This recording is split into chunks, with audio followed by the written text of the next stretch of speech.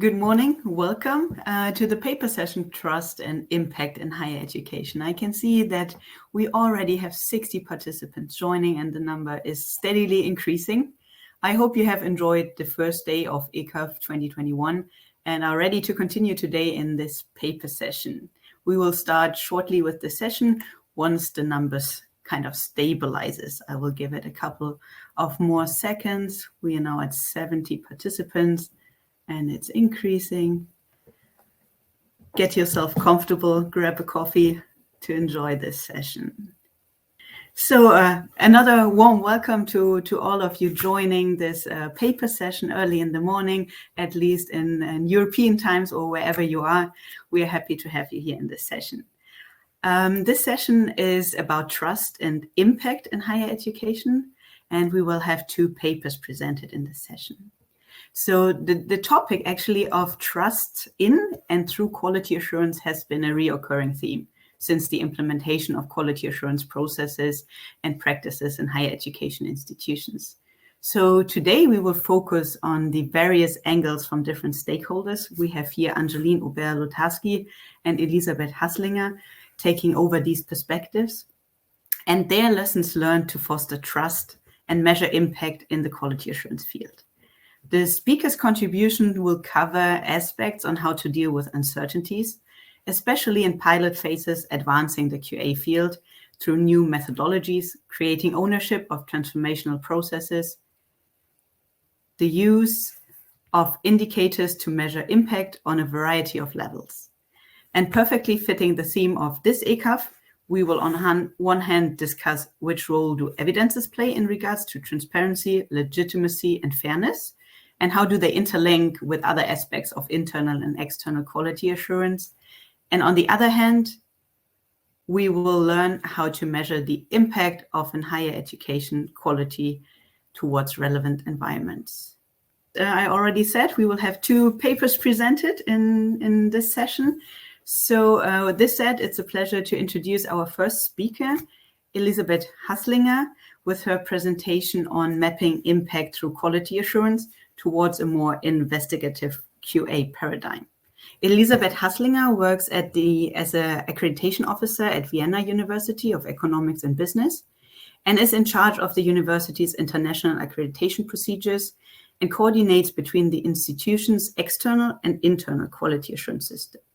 In her presentation, she will guide us through her university's impact mapping and monitoring initiatives to assess the deep and the broad impact of an institution through the use of both quantitative and qualitative evidences. So with that, I invite Elisabeth to the virtual floor. Yes, thank you, Liv, for this introduction. Hello and good morning to you all. I have to apologize a bit for my voice. I have a bit of a cold, but I'm trying to make it through without losing my voice completely. Yes, as Liv already mentioned, I will tell you a bit about how we organized impact mapping on our impact monitoring initiatives at WU and what that means or what we learned for our quality assurance processes and approaches. I want to start my presentation with proposing a shift in perspectives. So usually when we talk about quality assurance and impact, we focus on the impact of quality assurance. But in this presentation, I want to focus on the contribution that quality assurance can make to assess impact. So instead of asking what is the impact of quality assurance, we ask ourselves what could quality assurance contribute to assess impact and to demonstrate the impact of higher education and universities. So the impact question has been around for a couple of years and has gained importance, especially for public universities, since they now are expected to show the relevance of their work for the society at large, and also they are expected to deliver answers to the grand societal challenges. Positive societal impact has therefore developed into a vehicle to demonstrate the university's role as a positive contributor to society.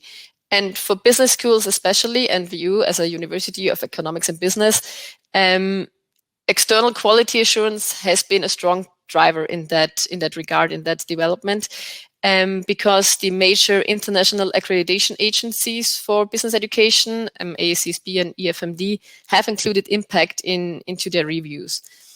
And this was also one of the starting points of our impact monitoring initiatives.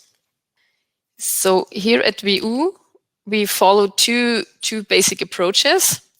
On the one hand, we have what we call deep impact, which uses a qualitatively oriented methodology to assess or show the impact of the mission-related activities, so to say in teaching, in research, but also in third mission, by the reconstruction of so-called impact pathways. What that is, I will show you on an example later. And what we call broad impact is more quantitatively oriented, methodology-wise, and aimed at gaining or gather more information on the institutional impact on a larger scale by using data mining techniques. So for both impact monitoring initiatives, I brought you some examples. I will start with the deep impact. Deep impact monitoring is organized around a set of selected activities, a set of selected, so to say, case studies that take the form of impact stories. And we used an adapted form of the logical framework approach to follow the impact, so to say. The impact pathways that I mentioned before, you can see here, usually consists of three parts. The impact carrier, this is a specific activity. In the example that you see, it's curricular and extracurricular learning experiences. And then followed by the process output. In that case, it is the number of graduates, bachelor's graduates and master's graduates of VU. And the impact are the effects that can be linked or related to the output itself. So in that case, it's the influence our graduates have on the Austrian business world, for instance. Methods-wise, we approach the questions with an investigative mindset and used some elements of follow the artifact approach. But also, as you can see, we always use quantitative data to bolster our claims that we make. This next example is for research. As you can see, research more or less works in the same way. We also have the impact pathway with the three paths: activity, output, impact. And for the research impact monitoring, we looked at specific research projects. The only difference between the teaching and research impact monitoring is that in research we linked the outcomes and the impact of the research projects to the SDGs. So in which areas of the SDGs VU makes a difference, has a positive contribution. In the example that you see, it's about auction designed for selling CO2 certificates in Australia, not Austria. So this is correct. Yeah. To go on with the broad impact monitoring initiatives, here we launched some pilot projects. One of the pilot projects has the goal, or has had the goal, to get a more systematic view of the positions VU graduates hold after the graduation, but also in their later career stages, so 10 years, 15 years, maybe also 20 years after graduating. So to find out more about our graduates, we, on the one hand, use traditional methods like surveys, student panels, graduate panels, to get a view on what they are doing right after graduation, 3 years after graduation, 5 years after graduation. But then we wanted to find out more about what are they doing in the later career stages, how to find out more about that. And therefore, we use the Orbis database. The Orbis database is a large database containing information on top management positions of over 300 million listed and non-listed companies worldwide. And we linked that database with our alumni data to find out, in the first step, we concentrated on Austrian companies, of course, to find out in which companies our alumni work and which management position they hold and in which area they hold the position they are working. Yeah, another broad impact pilot project is the media analysis. So we try to analyze the media appearances of new faculty members to get a better understanding of the university's impact on the public discourse. And there we looked at in which role appear our researchers, our faculty, and what are the topics they are most cited. So these were our examples. I'm already coming to the end. Both of the impact monitoring initiatives that I presented are already becoming an important pillar of our quality assurance procedures. And this is in line also with the principle at our university that the role of quality assurance should go beyond navel gazing and should help the institution to make sense of its relevant environments. And this is what we try to do with these new impact monitoring initiatives.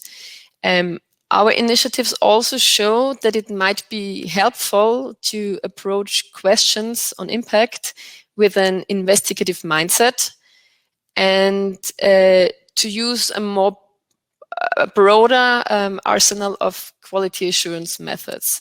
So for instance, secondary databases such as the Orbis database can provide a wide range of information that leads to different new insights than, for instance, the traditional surveys and standardized questionnaires that we are using. And with that more diverse quality assurance methods, we can enable, or quality assurance professionals will be enabled to contribute to assessing the institutional impact, to demonstrate the institutional impact. And I see Liv popping up, which is good because I'm nearly at the end. Yeah, and with this more diverse quality assurance methodology and the approach to assessing and demonstrating impact, it can also, and to close the loop to the beginning, it can also help to make the impact of quality assurance itself for the university more visible and clearer in total. So, thank you. Thank you so much, Elisabeth, for sharing your insight in your institution's impact mapping initiative and also all the practical examples on how to collect data, such as with the graduate tracking and linking it with other databases, and then also connecting the impact measuring with other schemes, such as the SDGs. In order to transition, because that's up next in the agenda, the Q&A for you, Elisabeth, I would like to open the floor to the participants to join us in a poll question to ask you about your experience with impact mapping. So please answer the question, has your institution implemented monitoring initiatives? First answer, mostly for research impact. Second answer, mostly for teaching impact. Third answer, mostly for service to society. And the fourth but not least answer, no systematic approach. And I can see already like around 60 people have joined the poll and still people are coming in. And it looks like mostly teaching impact is measured in the participants' institutions, but also like the almost 50% by now have no systematic approach. And for research impact, it seems a little bit higher than for service to society, but still ranging around 3% to 9% at the moment, how I see it here. That's very interesting. And I'm looking forward to Elisabeth's question or like reflections on that. Yeah, very interesting, because my guess would be that because research impact measurement with the traditional research impact indicators or citation metrics, I would have guessed that is widely used at the universities for tracking impact. But it's very interesting to see that measuring teaching impact is also quite broadly used at the universities or institutions here. Great, thank you for your reflections.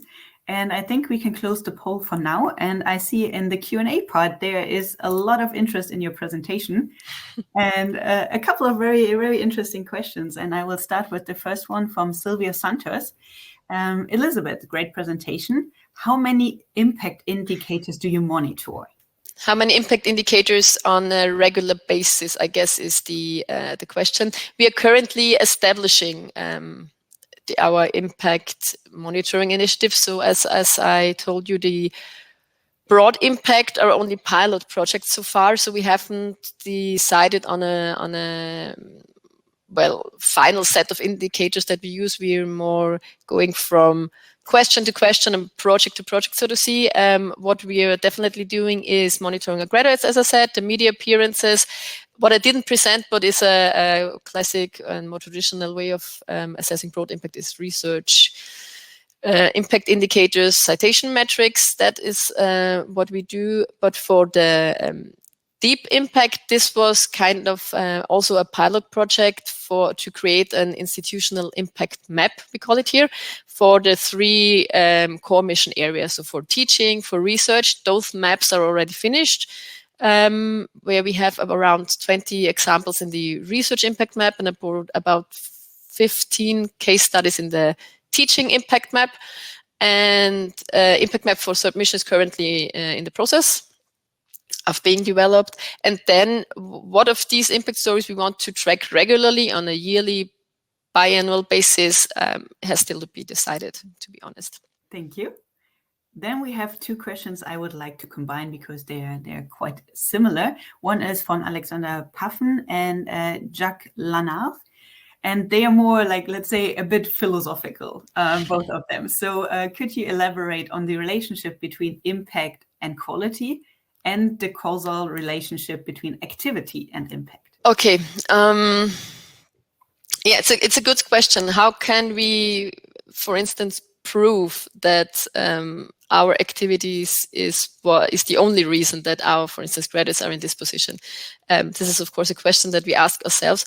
But our approach was more to say, okay, we want to know what our graduates are doing. So let's see where we can follow them into society and see where maybe an impact of our activities manifests itself, or is possible to see. And of course, the relation between impact and quality, we as a university, we are committed to making a positive contribution to society and make a positive impact. And the positive impact on society also shows in a bit that the high quality of the work, of the activities we are doing, of our teaching, of our research. So it's a form of demonstrating that quality also manifests in the society and isn't just checked in surveys, so to say. Thank you. Then I will continue with a question from Katrin Meyer. How is this approach received by other researchers? What does the scientific field say to this? With the broad impact mapping, research impact mapping, we had a project team that included researchers that actually did the scientific concept and also the data collecting, the interviews with the stakeholders that were involved in this impact stories. So we have scientific side to that project as well. By research, if that is meant by researchers, we haven't communicated it that broadly to get input from other researchers outside of VU, so to say. Thank you. Then there is a question by Annelies Gouvard. Where there are specific actions taken in your institution based on the results of your impact mapping? So taking the loop back to your own institution. This project is very young, to be honest, and so definitely the results and the lessons that we learned from that project and the monitoring initiatives go back into the decision-making processes. So go up to management, and they will of course be included to see if there's some fields where we need to do more. Especially we're now in the next steps, not only concentrating on graduates in the national in national companies, but also trying to see the international impact maybe, or where our graduates hold positions in the public sector or cultural sector, NGO sector, things like that. So there we might see some room or areas where where work is still to be done, and this might lead to decisions in that regard. Perfect. So it's a young project and yeah, journey ahead. And work in progress, to be honest. So maybe then the next question, you can also have an answer that is currently applicable, but also with a look into the future, because Angelika Rust is asking, how are the outcomes of the new measuring initiatives presented or provided to certain stakeholders, respectively planned to be provided? Yeah, this is a really a really actual question. We just published for instance, the teaching impact map last week on our webpage, so it's available for the broad public only for a few days. We have so far communicated it in turn with the stakeholders that were involved in setting up the case studies or worked on the map with us. So we are currently planning and going out with our monitoring initiatives, and haven't still received much feedback for that reason, but we're really looking forward to that. And we intend to spread it widely also in the quality assurance community, nationally as well as internationally, but still work in progress.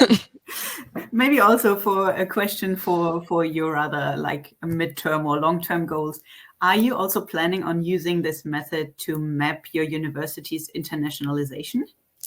Yes, definitely.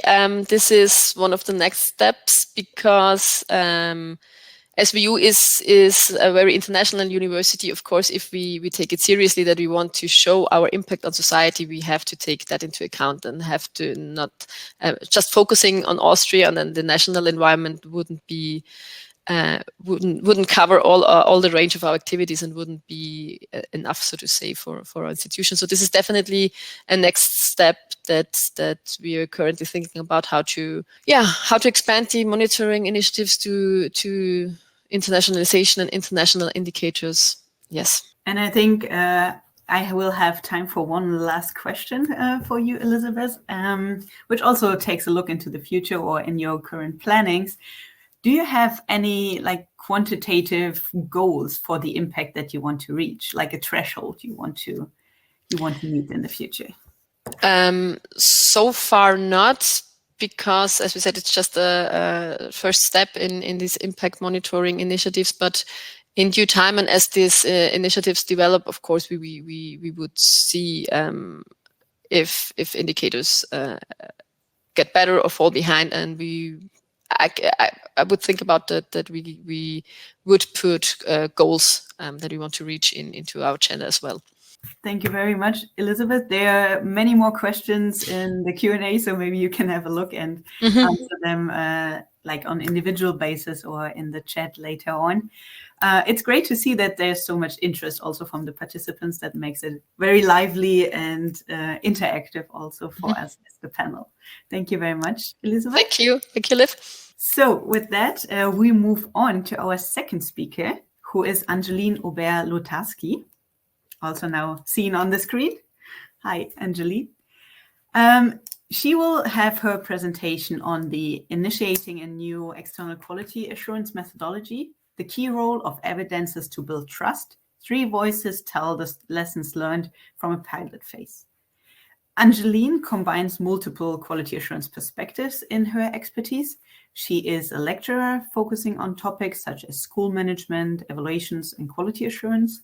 She's an internal quality assurance manager, has been involved as an external expert in quality assurance reviews, and engaged in various external quality assurance projects.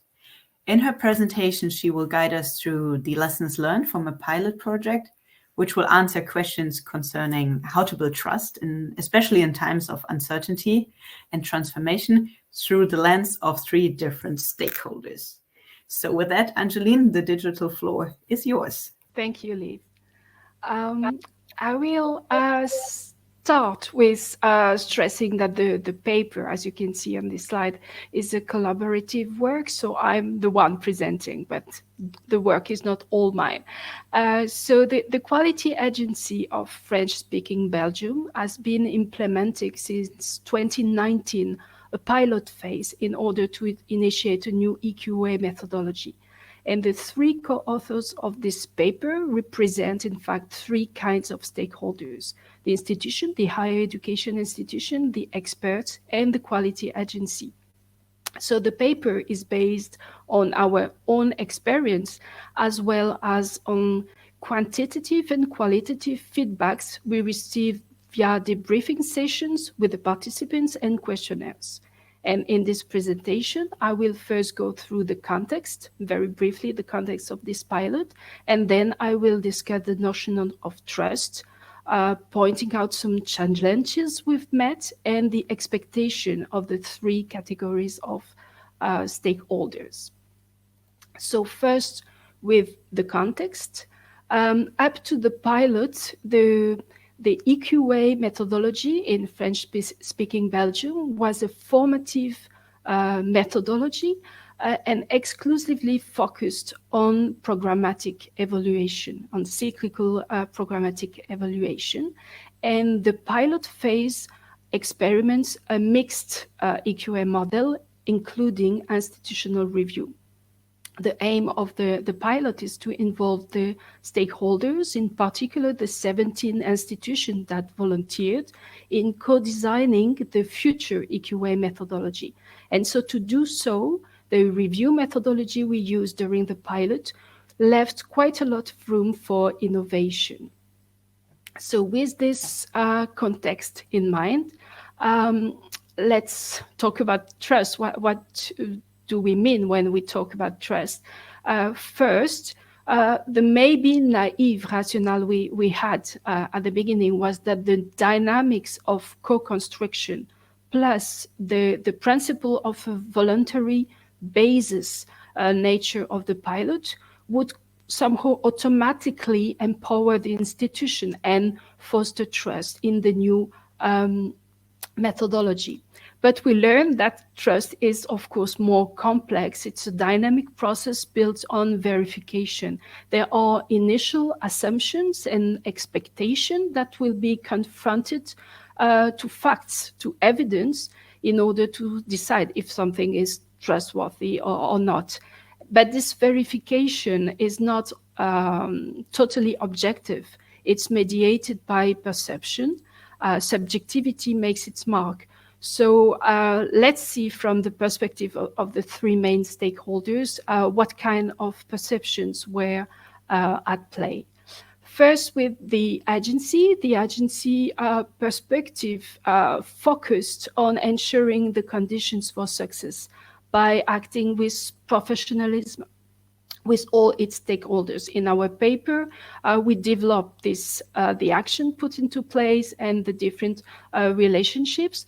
But let me say that the agency emphasized on consultation and feedback at all steps on the one hand, and on the other hand, the process is fully documented in order to be reviewed based on evidence. I will just point out one first result at this stage, and we can read it on the slide. The encouraging preliminary results regarding the perceived impact by the institution of the institutional review. The level of satisfaction is quite high, and they are fully in line with the intended objectives. Now, the institutions. In order to understand the perspective of the institution, that is to say, the meaning that they give and they gave to the characteristics and all the events of the pilot, which is still going on, we have to take into account three main factors that you can see on the figure. Firstly, the fact that the planification, the organization of the visits were strongly impacted by the health crisis. We had to replan and to delay quite a lot of events. And so it increased uncertainty about the process. Secondly, our higher education system is characterized by a great diversity of institutions and contexts. Diversity in terms of size, of degree of autonomy, of number of programs offered, and so on. So this resulted in a variety of institutional objectives regarding the review, and also in a variety of allocated resources to this project. Talking about resources, some institutions expressed concern that the new EQA could maybe increase the impact of their resource differences, that some institution would be more able to react to the change than others. With the help of the institutions, the agency is now trying to inform the assessment of the pilot on this dimension from an evidence-based approach. Third factor, the open nature of the process. I told you at the beginning that we left quite a lot of room for innovation in the methodology of the institutional review, and this was valued in different ways. For some institutions, it was a methodological opportunity. For other institutions, they thought that it was more certain, and it provoked fears of implicit or even hidden expectation on the part of the agency or on the part of the experts. So working on this paper, analyzing all these phenomena in the questionnaires, we stressed the importance of having a shared understanding of the objectives of the institutional review and a shared understanding of what it means to be fit for purpose. This is very important in order to be able to finalize the design of a new EQA method that would be recognized as valuable by all the stakeholders. We've noticed that up to now, it's not always the case. In addition, the issue of adequacy of resources could have a strong impact, and as I said before, a strong impact on the institution's level of commitment to accept and to implement change. Finally, let's talk about the experts' perspective. The pilot approach with its flexibility, as it was new for the institutions, the institutional review was something totally new, but this pilot approach, of course, was also new for the experts. A bit more than half of them had never worked with this specific agency before, so they had to get to know the agency, the way it works, and also to take their role in this new methodology. So to get confidence in this EQA procedure and to be able to fulfill their mission, they needed some level of certainty regarding some key values and some key processes that are listed on the site. And the survey we've done during and after the process show that conditions for trust on the side of the experts were overall provided for. For instance, they told us that working with institutions open for discussion, for self-critical analysis, was something they could observe during their work. Or working with a framework that ensures consistency of analysis and conclusions was guaranteed for them. The expert perspective underlines that communication must go hand in hand with evidence to align these processes and values. It's not only in speeches that we must talk about values and transparency and fairness. It's also, of course, in actions. To conclude, firstly, we should keep in mind, even if I talk about challenges, the positive preliminary results on the perceived impact of institutional review. Then I would say that the fact that the role of assumptions and the role of perception shouldn't be overlooked. It doesn't mean that we stop considering that trust building is a dynamic loop where evidence and explicit communication has a real role. On the contrary, in a pilot phase as this one, we stress the importance of clarifying the mutual expectations between and among stakeholders. And to do so, providing clear communication, documentation such as reports and survey, as well as dedicating time for discussion and regulation is crucial throughout the pilot phase. We'd also like to highlight the challenge of addressing the EQA needs in the situation of diversity of institution, and especially with the significant resource constraints. That's it for this presentation. I'll be happy to answer with question, but let me first ask you one question, a poll question that will appear very soon on your screen. As I told you, we decided during the pilot phase to give a large degree of methodological freedom to both the institutions and the experts.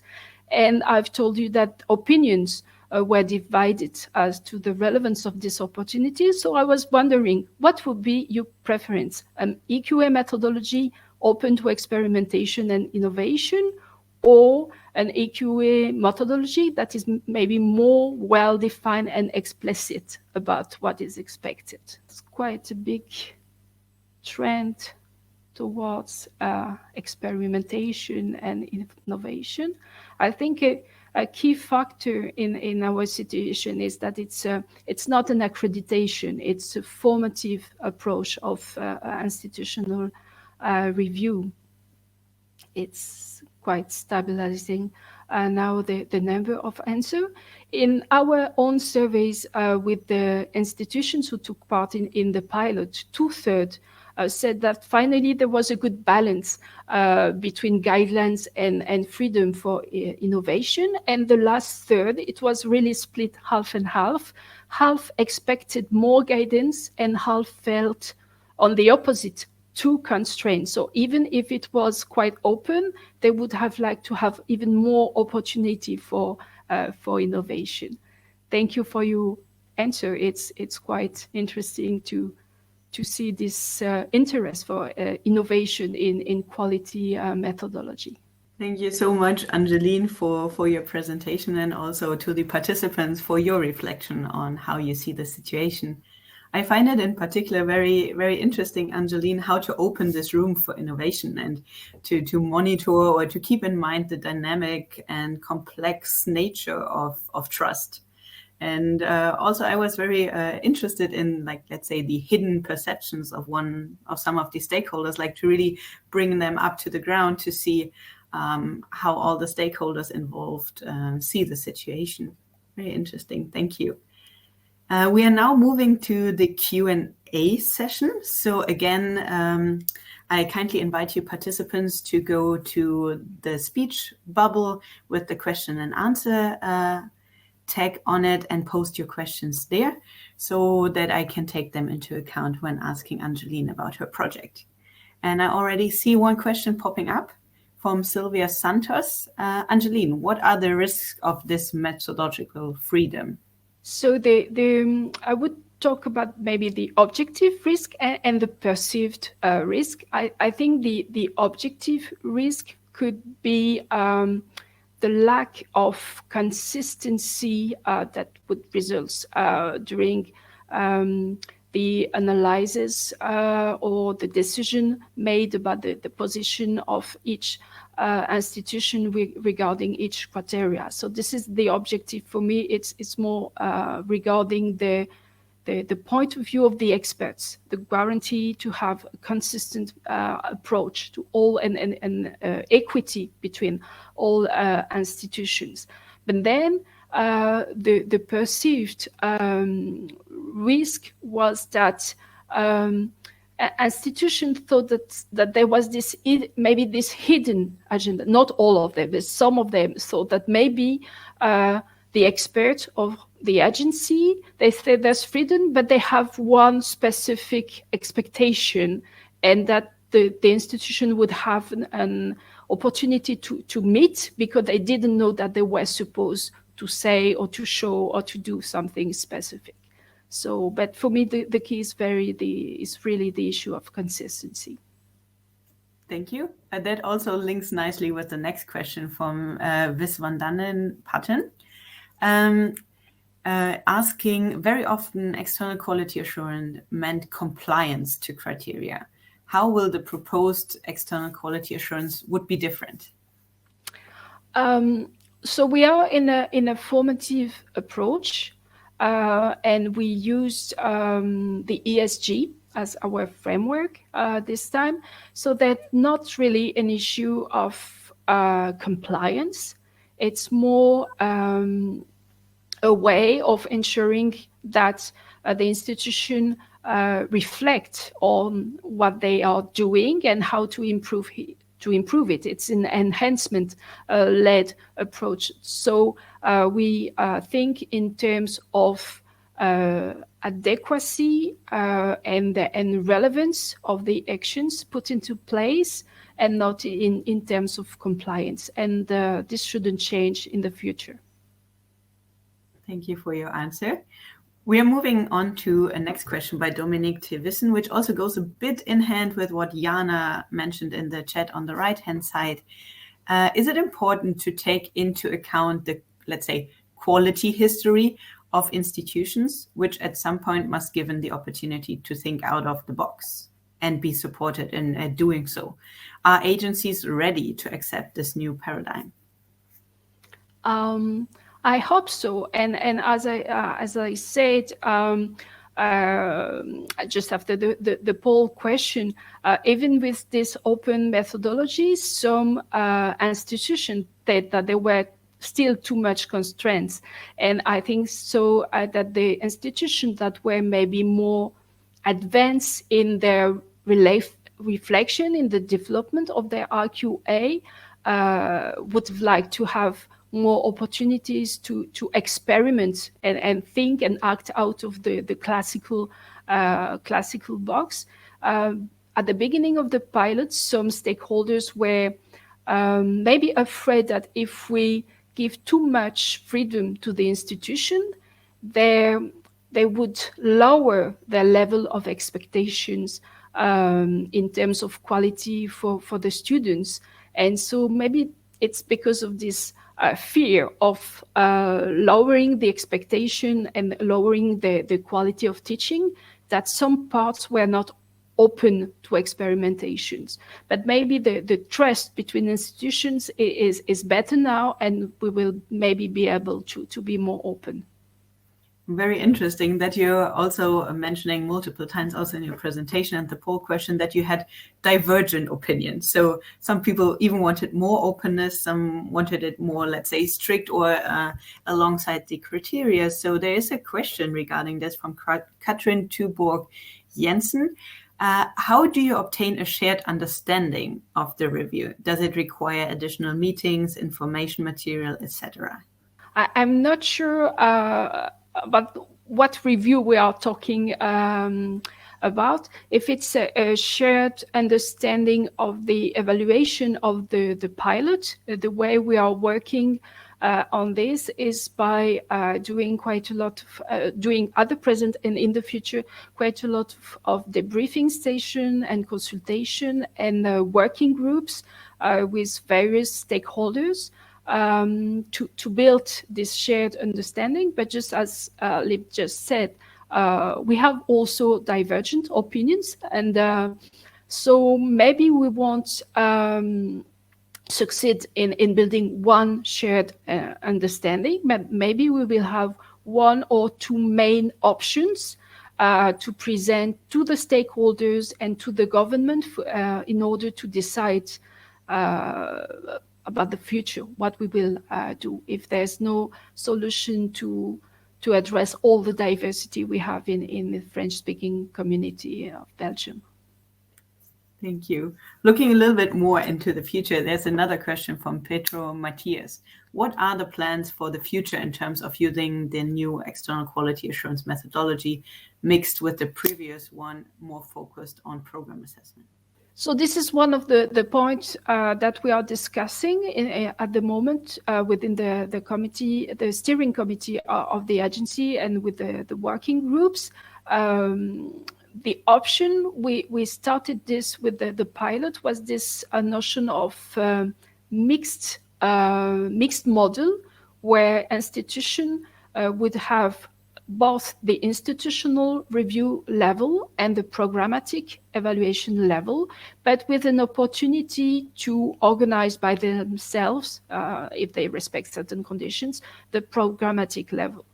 But some institutions would like to go back to the only programmatic evaluation level, because it makes more sense for them with their objective, their strategy. And some institutional would like to have only the institutional review, like we do in some other countries, and be totally autonomous for the programmatic level. This is the three main options. A mixed, this is what we worked on, and we are still thinking about this, or going back to the programmatic, or moving to only the institutional review, or maybe the three of them. We don't know yet.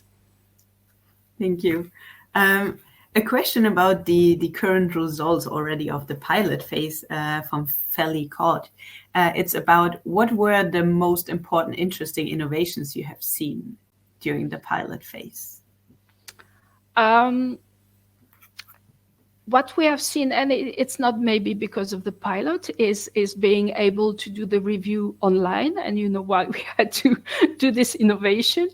So this is maybe the first thing that popped up to my mind.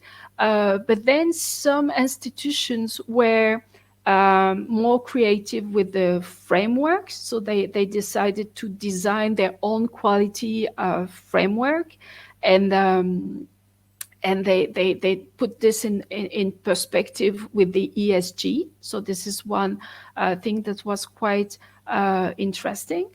And some institutions took also the opportunity of this methodology to design their own methodology for programmatic evaluation. So I think this is something very interesting too, in terms of ownership of the quality assurance, to reflect on how we can do it by ourselves, for ourselves, without waiting for an agency to ask us about our quality and this accountability system.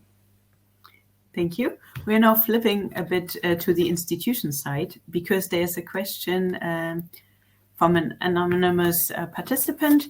Do you expect that this will lead to less, more, or just in different administration burden for the institution, this approach? I think that the will from all stakeholders is to have, of course, a less administrative burden. I mean, less bureaucratic approach. This is what we expect. This is what we want.